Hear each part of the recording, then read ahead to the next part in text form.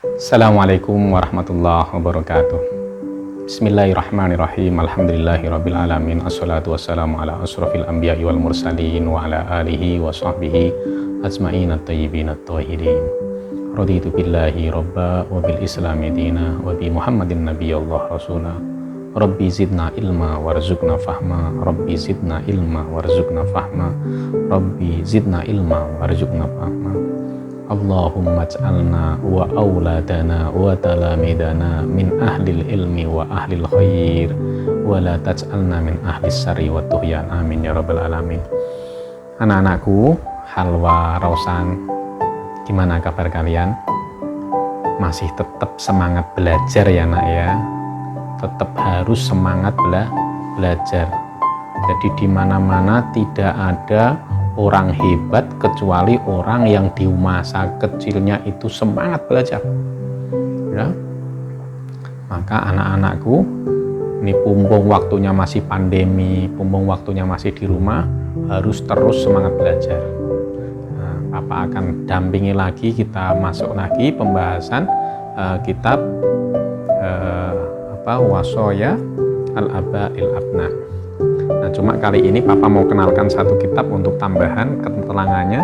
Kitab namanya Kitab Akhlaqul Banin. Jadi dua kitab ini biasanya juga diajarkan pada waktu Halwa, waktu Papa seusia kalian, nah, waktu masih madrasah diniyah. Bismillahirrahmanirrahim. Pembahasan kali ini masih kita lanjut yang minggu lalu ya nak ya. Masih lanjut pada pembahasan sebelumnya, masih seputar tentang hak-hak persahabatan. Jadi kita masih seputar pertemanan. Bismillahirrahmanirrahim. Ya bunayya, wahai anakku, Halwa, Rausan, ikhwatuka utawi kancamu lanang, wa akhwatuka lan kancamu wedok, iku aqrabun nasi, luweh parek-pareke menungso ilaika maring sira ba'da walidaika. Jadi orang yang betul-betul dekat dengan dirimu setelah bapakmu, setelah ibumu, sesungguhnya adalah teman-temanmu itu. Bahkan di usia-usia kalian, orang yang betul-betul sangat mempengaruhimu seperti pertemuan sebelumnya, itu adalah teman-temanmu ya. Maka faida arotta, mongko nalikane ngarepke sliramu ayyaf roha ing zentoh bungah, dadi bungah mingka sangka sira sapa abuka wa umuka. Kalau engkau menginginkan bahwa bapakmu itu bergembira, ibumu itu senang melihat dirimu, fata'addab ma'ahu. Papa menasihati supaya kamu itu beradab, berakhlak ketika kamu bergaul dengan temanmu. Jadilah teman-teman yang berakhlak. Ini yang Papa bacakan sementara, tidak yang di wasoya ya nak ya, yang di Akhlaqul Banin. Nah, contohnya apa itu berakhlak? Bi antahtarima akhokal kabir. Kita itu kalau punya teman yang lebih besar, diminta sama Rasulullah untuk menghormati. Jadi hormatilah orang-orang yang besar. Wa ukhtukal kabirah, dan juga ukhtuka, saudaramu perempuan yang lebih besar. Wa tuhibbuhuma mahabatan shadiqatan, dan selain kau menghormati mereka, maka kamu dekati mereka dengan perasaan cinta yang sesungguhnya. Jadi penting, karena kemarin dulu Papa sudah jelaskan, orang yang sangat dekat dengan kamu adalah temanmu, bahwa manusia tidak bisa hidup sendiri, kita membutuhkan orang lain. Pada titik-titik tertentu ketika Halwa belajar itu ada masalah, pasti yang nolong adalah temanmu dulu, bukan bapak sama ibumu. Maka cintailah teman-temanmu itu, hormatilah mereka. Wa tattabi'a nasaihahuma, dan kamu ikuti nasihat-nasihat yang bagus dari mereka. Wa antu'diyahuma, lan ojo sampai awakmu nglarakake maring sedulurmu lanang atau sedulurmu perempuan, bidorbin kelawan mukul, awis syatmin utawa misuh-misuhi. Jangan sampai kamu kemudian menyakiti perasaan temanmu. Anak-anakku, orang jadi gini, kalau kamu bergaul sama orang dan kamu kemudian membiasakan menyakiti orang itu, lalu kemudian karena sering kali orang itu disakiti, maka orang itu pasti akan berbalik menyakiti dirimu. Ya, kalau hanya berbalik menyakitimu, pasti orang itu menjadi tidak nyaman bersamamu. Lalu lama-lama orang itu menjadi musuhmu. Betapa tidak menyenangkannya kamu bersama orang-orang, saudara-saudara, kawan-kawan yang justru kawan-kawan itu menjauhi dirimu dan memusuhimu. Syukur kalau hanya itu. Kawan yang memusuhimu, dia punya kawan dekat yang dia tahu kalau dia dimusuhi, maka kawan-kawan dekatnya juga menjadi musuhmu juga. Itu sama sekali tidak enak. Kalau kamu tidak suka dimusuhi orang, maka jangan pernah memusuhi orang lain. Ya bunayya, anak-anakku, Papa kembali baca wasoya ya. Idza jalasta, nalikane lungguh siramu lidarsin krana ngluru pelajaran faratu doyik ahadan min ikhwanika. Ojo sampai ketika engkau duduk menerima pelajaran, jangan membuat temanmu itu merasa sempit karena dirimu, mepet-mepet, ganggu sehingga temanmu tidak konsentrasi untuk belajar. Wafsah lahu fil makan, mongko gawe jembar lahu maring sedulurmu maring temanmu fil makani ing dalam panggonan hatta yatamakkana, sehingga memungkinkan mereka minal julusi duduk nyaman. Jadi kalau kamu lagi belajar bersama-sama teman-temanmu, jangan kemudian kamu menyempitkan ini. Fa inna mudayaqatal ikhwan fi majalisim itu tughirrus sudur. Karena apa? Karena ketika kamu mempersempit duduk temanmu itu membuat hati teman-temanmu itu mangkel. Lalu kalau mangkel tulidul ahqad, marake, menumbuhkan gruneke. Jadi temanmu itu menjadi grunek, menggerutu. Watusirus surur.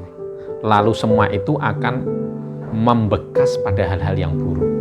Jadi orang kalau sudah satu kali dicidrani tidak nyaman. Maka dalam Al-Quran yang kayak gini saja diperhatikan di dalam Al-Quran. Dalam Al-Quran dikatakan di surat Al-Mujadalah ayat 11, Bismillahirrahmanirrahim. Ya ayyuhalladzina amanu idza qila lakum tafassahu fil majalis fafsahu yafsahillahu lakum wa idza qila suju fangsuju yarfa'illahu alladzina amanu minkum walladzina utul ilma darajat wallahu bima ta'maluna khabir. Jadi Al-Qur'an saja menyinggung perkara ini, perkara orang di majelis ilmu itu. Ya ayyuhalladzina amanu eling wong kang beriman, idza qila ketika diucapkan lakum maring siramu tafassahu untuk memperluas fil majalis, untuk melonggarkan itu fafsahu. Jadi kita tidak boleh ada orang digeser atau ada orang kamu ngapusi. Jadi itu di hadis itu jelaskan. Kita sudah ada orang sudah duduk di sebuah majelis lalu kamu bilang, "Pak, berdiri, Pak." Ketika orang itu berdiri tiba-tiba tempatnya kamu duduki, itu tidak dibenarkan dalam hadis. Ya bunayya, anak angger ingsun, ida ashkalat, nalikane dadi angel, dadi muskil, laki dadi susah opo mas'alatun satu persoalan ala ahadi ikhwanika ing atase salah siji sedulurmu, salah siji temenmu. Jadi kalau ada satu temanmu menghadapi pemahaman yang repot, jadi masalah ketika guru menyampaikan tidak paham, fidarsi ing dalam pelajarane wa talaba minal ustad ildohaha, dan koncomu kui meminta guru untuk memperjelas lagi meskipun kamu sudah paham ya, lahu untuknya fastami. Maka etika orang yang mencari ilmu, adabnya meskipun ada temanmu yang belum paham, lalu dia tanya meskipun kamu sudah paham, kamu tetap harus mendengarkan. Apalagi jangan kemudian kamu ngejek, kok bodoh banget sih, masalah yang sangat gampang kok. Ya, fastami' lima yaquluhu ustaduka fil jawab. La'allaka tastafidu minal i'adah faidatan lam takun ta'rifuha. Supaya apa? Supaya kamu bisa mengambil faedah yang baru. Anak-anakku, pengalaman Papa lama di majelis ilmu. Satu buku itu meskipun diulang 2 kali, 3 kali, pasti ada sesuatu yang baru. Jadi jangan pernah anak-anakku meremehkan kalau punya teman yang teman itu pemahamannya kurang cepat seperti Halwa. Ya, kurang cepat kemudian dia tanya, jangan kamu mengejeknya. Wa iyyaka lan wedya sira summa iyyaka nuli wedya sira anta takallama ing jentoh ngomong bi kalimatin kelawan omongan tadulu ala ihtiqorihi. Jangan sekali-kali, jangan sampai ketika ada temanmu yang sedang bertanya justru kamu mengucapkan satu ucapan yang menunjukkan kamu sedang mengejeknya. Seperti tadi, kalau kamu mengejek meremehkan orang lain, kamu suatu saat akan diremehkan orang lain.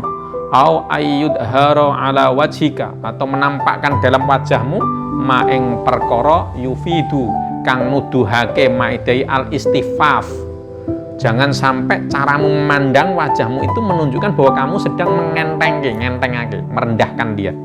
Meskipun temanmu tidak paham. Ya bunayya, he anakku.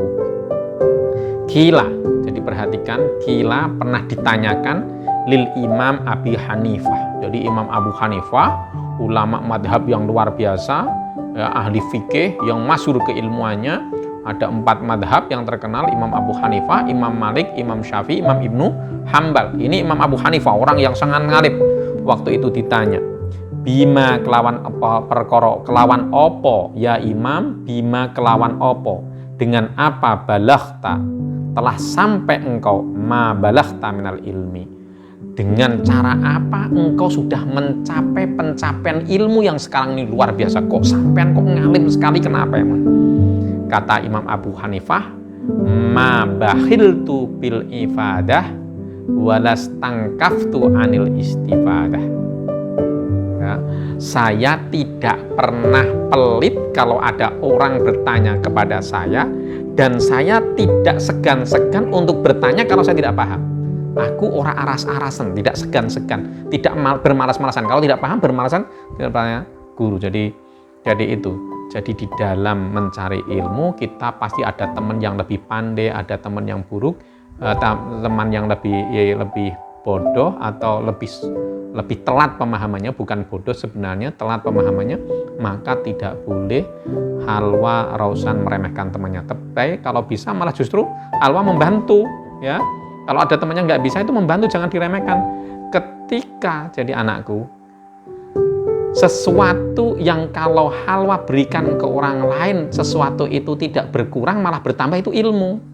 Kalau Halwa punya uang 10.000, ada temennya pengen jajan dibayari Halwa 2.000, maka uang Halwa berkurang menjadi 8.000. Tapi beda kalau Halwa punya satu ilmu, temennya tidak paham, tanya sama Halwa, diulang lagi, Halwa menjelaskan, maka bukannya hilang dari Halwa tapi bertambah ilmunya.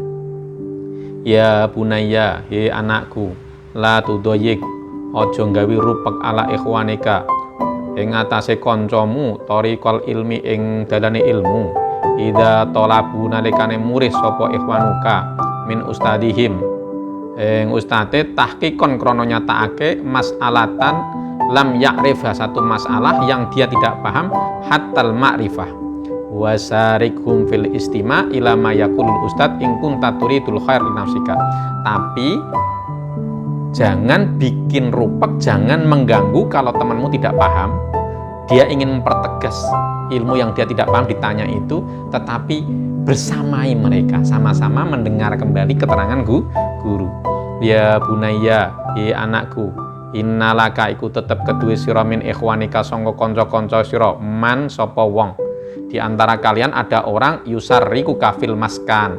Ini orang-orang yang biasanya di pesantren.